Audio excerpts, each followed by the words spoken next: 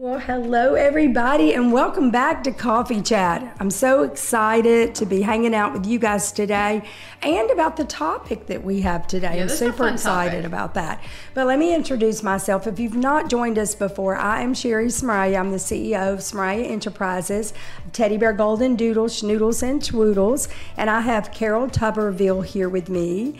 And she is our dog care manager. She is over all things that have 4 legs here at Smeraglia, and 2. And some things that have 2. Yeah, and the people that take care of them. And the ducks. And the ducks. They have 2 feet. Yeah, all the ones, all the animals. So we're a farm here in South Alabama, and we love dogs. Our mission statement here at Smeraglia is love God, love people, and love dogs and all animals. And today we have a great topic, and I'm really excited to discuss temperament tests today. So I'm going to talk a little bit about our process, and then we're going to get into temperament tests and what that actually means. Yeah. And that is why I have Carol here, because she is the temperament test queen at Smeraglia. She is in charge of the temperament test and everything that we do. But before we get into that, I just want to kind of give you a little behind, or what happens first, the process here at Smeraglia. So on my side, what happens first is... You got to get some babies here. I got to get babies on the ground. And the way that we do that is a girl comes in heat and we look at her and we look at who she is. We look at our wait list and what our clients are waiting on. And then we select a boyfriend who is going to be a great genetic match for her to produce puppies. So, may not be the same thing as her. He's going to complement her. So really, temperament begins way before a test? Absolutely. So actually, the temperament on, like you were just live with the Vanessa litter. And you also just live with the Sage litter. Well, the Sage litter's temperament starts when we selected Sage for the breeding program. Okay, yeah. And so it starts all the way back then. So we're watching, because some components of temperament are inherited. We know that. And so by selecting parents who have great and wonderful temperaments, we're able to have puppies with them. And the thing that we say here over and over and over, a puppy is adorable. Our goal is to make the most beautiful, blocky, plush, beautiful teddy bear, schnoodles, goldendoodles, and twoodles. But a pretty face will only last so long when you have a yucky, bad temperament. And so temperament rules. That is more important than anything else. It absolutely is. All day long, I can talk to people who maybe say, man, this puppy faded a little, but I love her. She's perfect. We're not going to have people who are very dissatisfied because of the way the coat is or the way the color is. But the temperament, boy, that's hard to live with if it's not the right fit in your household. Or more importantly, we don't want you to have the dog if you're not the right fit for them. Right. We want to match our puppies. And I say all the time to our clients, we want to match you with the perfect puppy. Well, perfect is the right size, the right gender, the right coat type. Because if you come to us because of allergies and you need a dog that doesn't shed, hypoallergenic, all of those things, then we want to match you with the dog that's going to be a good match for you in that area. But we also want to know, what's the energy level? Are you like a go-getter family? Are you like busy household? Are you lazy, laid back, couch potato, don't want to do much? Do you have future plans? What are you going to do with the dog? Are you wanting an agility trial champion? Or are you wanting a couch buddy who likes to, binge watch TV Do you shows? run 18 miles a day? Things like that. I mean, what's your house like? What's your lifestyle? Your kids like? Everything has to be taken into effect to match you with the right puppy.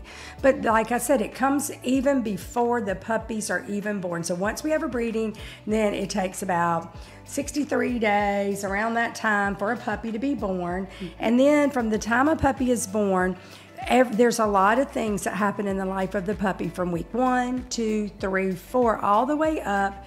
And in our process for you as a client, see, we do a lot on our end, but that's not what we're here to talk about today. We're here to talk about how you determine which puppy's going to be the right one for you. So you do, if you start from your application, you fill out your application and you get on the wait list and you say, I want a small goldendoodle girl, or I want a medium red boy, and I don't care if it's whatever. I just want it allergy friendly. Correct. You will determine that by your application. Once you submit that application, we then put you on what we call our wait list. And we have a lot of them based on the breed. And then each breed has the 4 sizes.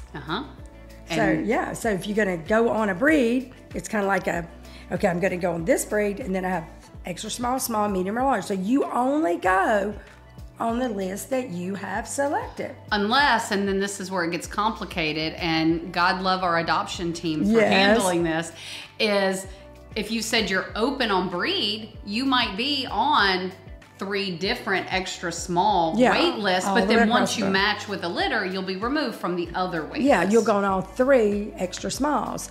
And so all this is exciting. Now I know we're live, so we do have our friends joining us, and we do want to stop and say hello. And Dana is always behind the camera, so let me introduce Dana. Hey everybody, we have 3 friends that's showing up.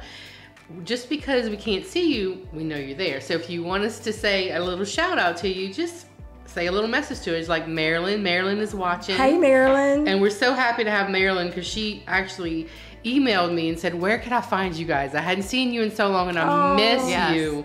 So glad to have Marilyn, and Trisha's with us. Oh, hey, Trisha. And Barbie, and those are 3 of our supporters. So I love that. Happy to have them with us. Thank y'all for joining us. And y'all, if you have any comments or questions, Dana can just chime right in. We're just having a coffee chat. We're hanging out, okay? So, you know, and all 3 of these supporters have dogs, multiple, some of them dogs from us. And so they've been through the process. So this is going to be information for you guys that we're sharing today. Yes. But anyway, if you go on that wait list, and then when the puppy's born, like the litter today, I did a 2-week-old litter, and we are fixing to look at the wait list. And before we offer them to the public, we want to look at our wait list and see if timing for these puppies are going to work for people on our wait list, okay? So we pencil you in, we get you on the wait list. Then from that point on, we start doing photos. We do the 2-week, 4-week, 6-week, or we'll do 3, 5, and 7, depending on the size of your puppy, okay? Then we do this temperament test. And all of you guys have been a part of the temperament test. And it really is the deal breaker, the decision maker, from what puppy they're gonna get. It is, and there's some other layers to it too. So a lot of times we also, so as you go on the litter, the top spot that a client will go on in the litter is spot 2. And the reason is we always hold back the breeder's pick spot for a variety of reasons. Number 1, in order to keep producing beautiful dogs, we do need to keep dogs for the future of the program. But the other reason is if there's something going on with a puppy, we never want to have to make a phone call to say, hey, this litter is full, I'm so sorry. This puppy's temperament didn't really match up, or this puppy is like really small and just needs a little more time. We don't ever want to take a puppy from somebody, so that puppy will go into the breeder's pick spot. So that's the purpose of that spot on the litter. So clients go to spot 2, and then at temperament assessments, we either release that breeder's pick spot and everybody moves up, or we pull the breeder's pick spot for one reason or another. But then from there, the clients get their temperament assessments, they get the pictures, the videos, and then they work with their adoption specialist to be matched with the puppy that's meant to be their blessing, their that's pretty awesome little puppy. Yeah, that's true. And we do this temperament test, and it's really cool because, okay, so we'll say we just did a puppy video. So first thing happens, the biggest thing that happens in their life is that they get their 6-week video and pictures. And they look kind of like this. Will's behind the camera. Hey, Will. Hello. I forgot I had my mic muted. Yeah, that's okay. Will's behind the camera. And so everybody looks forward to their 6-week puppy pictures. So if you were on the boy litter, maybe this is this is something like what you got. We do individual pictures of the puppies. And after we do that, we'll say, okay, based on the picture and the 6-week video, and then you get a video like this. Oh, how cute. I love that. I know. Yeah, you do? Yeah. And they're cute. We love them, but we've been doing this for forever. I go in a villa and I take the puppies in as a group and I just observe. I literally just sit back and watch, left to their own devices. What do they do? How do they interact? Who do they choose to interact with? Is it me? Is it the litter mates? Is it the cat that's hanging out? Is it the toys? Is it the toys? Yeah. Is it, you know, what are they doing just on their own? Then I run them through their paces. I make lots of really loud noises, and I want to see their response to those noises. Do they not What do you care? do? What kind of noises? Because I usually do about 3 different things. So I bang on the wall really, really hard.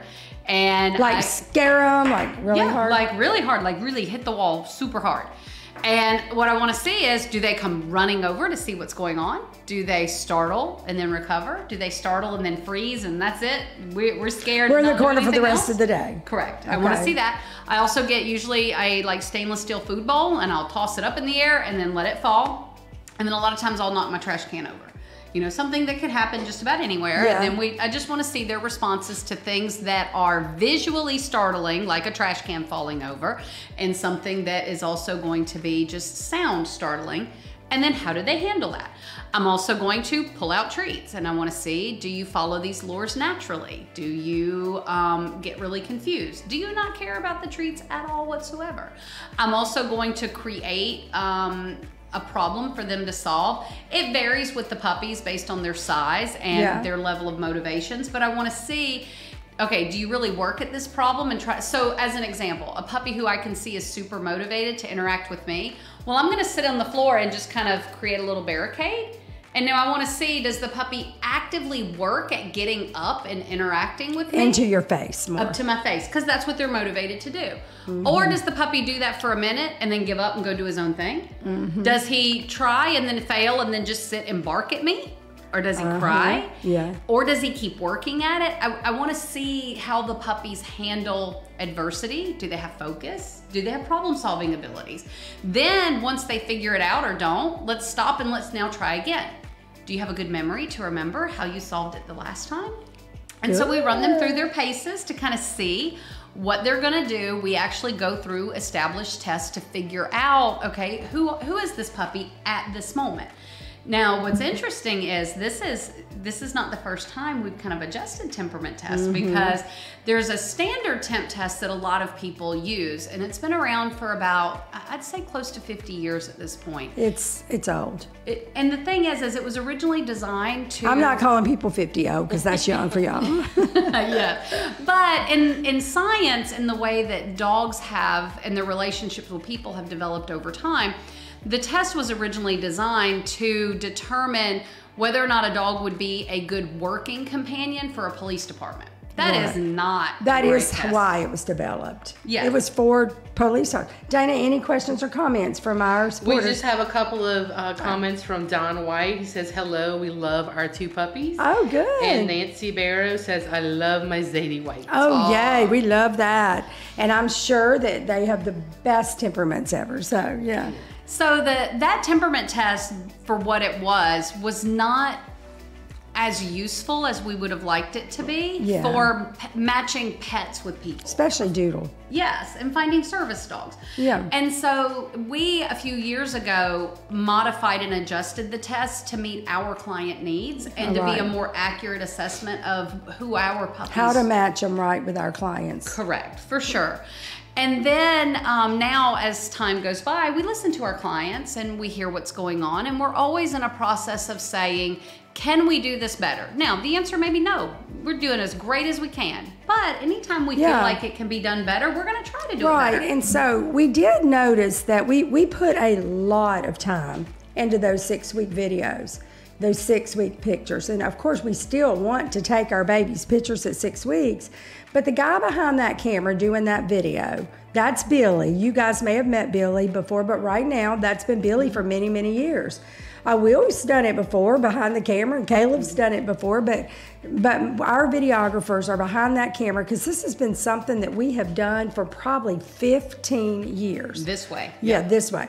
And it's great. We actually have a cool table that we designed to do the videos on. We love our table and everything like that. We have a video room. It's like a little building where we do these 6-week puppy videos on. And so we've been doing it and it works. It just works. But the thing is, a lot of times when our clients are trying to make that decision, what's their first and second pick puppy before the temperament test, the video sometimes unmatches them like the best puppy in our opinion might be a puppy we recommend, but the puppy didn't perform well or they didn't see what they were looking for, right? Correct. And that's just it. And it can be any number of things that can cause that. It could be, hey, you know what? The puppy did not enjoy his bath today and is just wanting to pout about it. And that's okay. Yeah. But now we get a terrible picture. I don't know about y'all. I have oftentimes taken a terrible picture, and I'm so glad that people don't judge me forever on that. Well, but here's the newness. Okay, so the new drum roll kind of idea is that our adoption team, along with Carol, really kind of came up with this idea because it was how can we fix the questions that the videos are really creating and the pictures? Like, how can we not just roll it all into one? And the puppy doesn't have to go through the picture, the video, the temperament test. You know, puppies at that age, we want to eliminate as much stress in their life as possible. And those are stressful days. They can be stressful for puppies. There's a lot that goes on between 5 and 8 weeks for a puppy. Between weaning, vaccines, you know, being away from your mom the first time, getting pictures and video, getting a bath, getting your nails trimmed, so many different things that happen. It's a lot. Yeah, the world is just, and now I've got to do that bath thing 3 times in a row. And did you notice the big old bow? They didn't wear a big old bow until that day. They're like, what's happening to me? And they look kind of odd. So the cool thing about this is that I am going to let Carol share because Carol goes in those temp test villas when they are 7 weeks old. She gets those puppies in the floor. She goes and does what she does with her temp test, but then she takes individual notes. Basically, it's an overall from the litter and then individual notes. And then those notes, like Kay, Will, did you get any pictures of what those temp tests look like? No, I couldn't find any. Okay, so it's basically all of y'all that have a puppy from us get that temp test form and you read it and it's got a picture of your puppy. Maybe can pull up a form on here. It's okay, don't worry about it. I was gonna say I can even show you like my long form notes. Where she has to do it and fill everything out, and then we have to have another employee input all that data and then get it all together and then send it out to the clients, and sometimes they run late because of all of this. So with all that being said, talk to me about how we got to this new idea and what it's going to look like moving forward. Sure. So we have all of these moving parts and pieces, and it just felt like, could we simplify this? And then the second part to that is, do you have somebody with a question? Okay. Then the second part was, we then always have clients who come back because when I say mid-level, that's me saying mid-level. But what you're thinking of for mid-level. What does that mean? What does that mean? And so like in a litter, there may be 2 mid-level energy puppies and then 2 mid to moderate. Okay, well, how different is that? And is that a big enough difference to warrant me saying, well, the one that's mid to moderate energy is my favorite look, but I really want the lower energy puppy, so I'm gonna give on that. Is there enough difference to warrant that?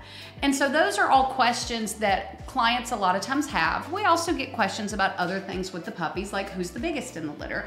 And sometimes when you're watching the video, you can't always see that. We also get questions about, you know, do we think these puppies are gonna fade? Do we think they're gonna get darker? So when we know about, we do the video, we do the pictures, we do the temp test, and then in the allocation and matching process, you guys that are like 3rd or 4th on a litter are waiting on that first person on the litter to select, and then the next one. Well, they may have questions, but then in order to meet your needs for your timeline, we're having to say, hey, I know you have questions. I'm gonna do my best to get back to you as soon as I can, but we need to kind of eliminate puppies if possible so we can move down the litter. Well, what we thought is allocating them as we go in the order that the applications came in. Correct. And so somebody who maybe has a question, well, which puppy has the loosest coat? Well, a lot of times that takes a minute to say, okay, well, let's go look, let's go see, and then come back. And so it holds up that process for everybody. So the question was, could we do this better? And then the idea came up of, I think we can. Why don't we video the temp test? Literally, video that whole process. So let's talk through. So the new process is that instead of having a 6-week video, and I'd love to hear from you guys who have puppies from us, how this new process, kind of walk yourself through it. Would you have liked this? So now we're going to eliminate the 6-week video, and we're going to do the temp test video. So you still get to see the puppies on the floor playing. You're still going to get to see everything, but now you're going to have Carol in the midst of it, and she is going to take each puppy one at a time, assess the puppy right there in front of you. To me, that just sounds a lot. Tell me how you're going to work through this, okay? So and they're going to have their bows and look cute. They will have bows. We probably will not use the big bows, because that was one of the things that we talked about was, you know, in a temperament assessment, we want to set up the puppy in a situation where we can get realistic responses from them. Yeah. Most people, once they get home with their puppy, are not having them wear a bow around all day, every day. Well, I'm sure that y'all will take pictures that day too. We will, but what we're going to do is just get a smaller bow, just something on a smaller Cuter. scale. So as they're walking around, they're not stepping on the end of it. It's not up in their face. Their litter mates aren't grabbing it and pulling them around by it. Because that'll affect the outcome of the temperament test. It If will. there's any, I don't even know if a bow needs to be in it. Maybe just on the pictures for So them. what I think we're going to do is just a little small clip-on bow that just goes on their existing They tag. can just see it. And so the clients will be able to see it, but it shouldn't They'll be bother able the to see who puppies. their puppy is. Because that's the thing. You can't watch your puppy run around if you can't track your orange bow or your blue bow. All right, so now okay, give us a visual. You're sitting in the floor? Well, maybe. In a lot of cases, yes. We haven't done the first one. We're fixing to start them. We're telling y'all about it first. So the visual is, we're gonna kind of go through the same process. So step one is put the puppies together as a group. Okay. So we're literally gonna do a group of like 3 or 4 puppies, and we'll put them in the floor, and we're just gonna observe. But what happens now, instead of me just observing and then taking notes on my iPad, I'm gonna be taking notes out loud. It will literally kind of sound probably something like this. Like, I'm gonna use the sage litter, who I have no idea because they're like 10 days old. We just did But them. I can say sage pink, you know, hey, this is sage pink, sage white, and sage red. As we're watching, you're gonna notice sage red is following me quite a bit, where white and pink are over off to the distance. The note here is that she's a little bit more interactive. These other 2 puppies are slightly more independent, or possibly timid. Let's give them a little time to adjust, see if they come out of their shell and continue moving forward. How long that takes? How long does that take? Or are they exploring on their own? So I'm just gonna basically dialogue what we're seeing. And we might see a puppy in the temperament test where we've got a couple of them playing happily and one that's literally just running back and forth. And we'll say, this puppy has moderate energy compared to the other puppies with mid-level energy. And you can see what this looks like. And so we'll be able to talk through that That's as the interesting. litter assessment. Then we'll pull each individual puppy and we'll talk through that individual puppy.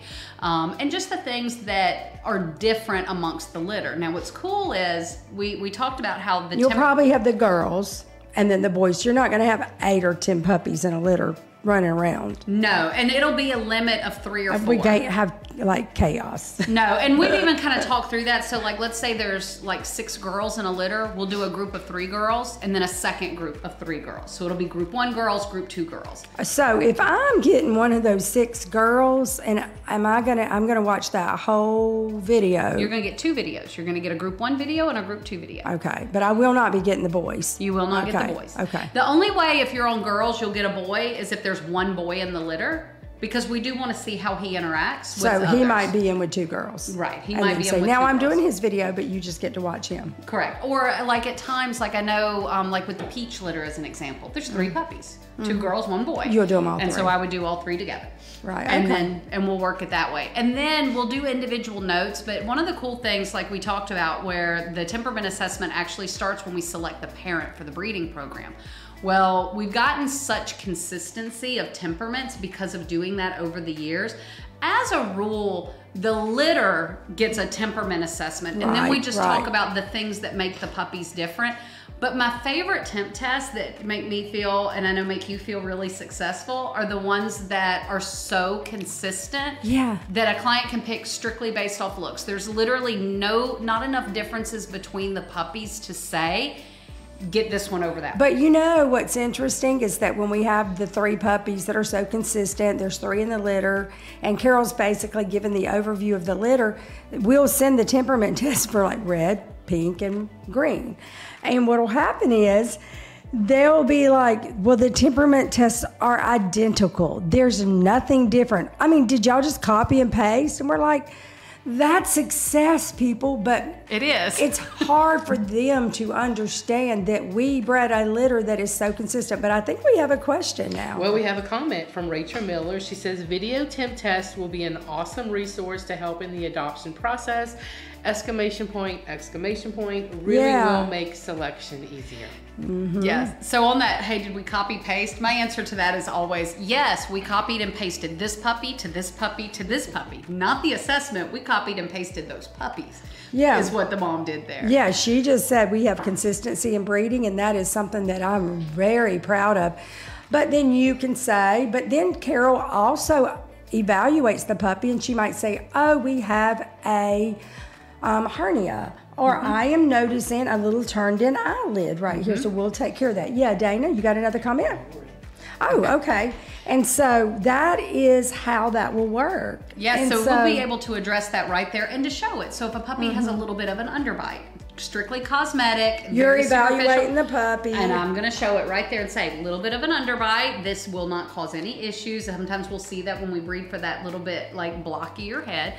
Totally okay, shouldn't cause any issues. We'll also be able to look at a litter, and we talk sometimes about that grandparent that's 9 pounds on a medium litter. Yeah. Well, we can see at temperament assessments that we have a 2-pound puppy and then a whole group of 6-pound puppies. And you're like, what's wrong with that puppy? And we can say, well, we've done the genetic testing, and we also know the grandparents, and we also know that they carry this recessive gene. And so this is a throwback from that generation. You know, absolutely. Back there. And so what that'll look like is we'll be able to say right then, hey, I know that this is a medium litter, but this puppy is probably going to be small size. Yeah. And go ahead and address that right then with the temperament assessment. So I'm really excited about the potential. I am too. I'm super excited. So we wanted to do this like initiation video, you know, to show you guys that we're doing this beta test for our temperament test, and we are going to change things. So when you happen to be the litter that doesn't get the paper and you're a repeat, now if you're not a repeat, it's not going to seem odd because you're brand new. But if you're a repeat, which 60% of our puppy adoptions are to people that have already adopted a puppy.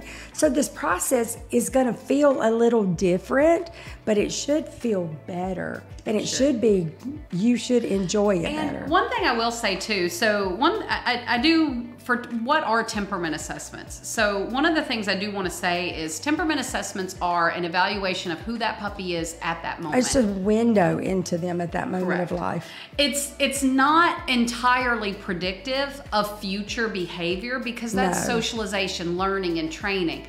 But you'll always hear us, and you hear Charles always say when we talk with prep school and we talk with training, you have to meet that puppy where they are and then walk down a path with them. Yes. What this temp test is telling you your starting point. And it is way easier to get to California from Arizona than it is from New York. Yeah. So I'd rather, if at temperament assessment, pick one that's further down the path.